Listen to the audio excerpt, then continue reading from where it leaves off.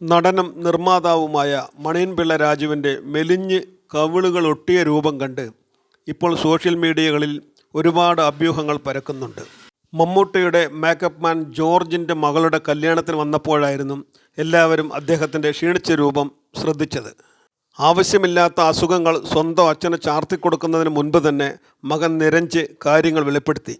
അച്ഛന് ക്യാൻസർ പിടിപെട്ടുവെന്നും ഇപ്പോൾ കീമോതെറാപ്പിയൊക്കെ ചെയ്ത് അച്ഛൻ ജീവിതത്തിലേക്ക് തിരിച്ചു വന്നുകൊണ്ടിരിക്കുകയാണെന്നും മകൻ പറഞ്ഞു.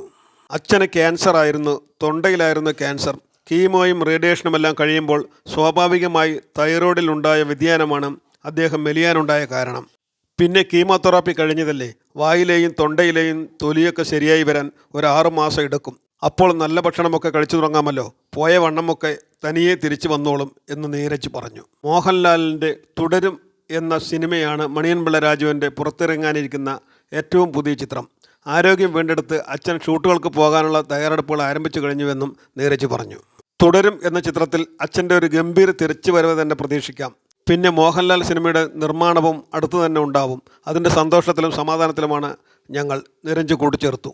മണിയൻ പിള്ള രാജുവിൻ്റെ അസുഖം പൂർണ്ണമായും ഭേദമായി അദ്ദേഹം പൂർവാധികം ശക്തിയോടുകൂടി സിനിമകളിൽ സജീവമാകട്ടെ എന്ന് GPS മീഡിയ പ്രാർത്ഥിച്ചുകൊള്ളുന്നു.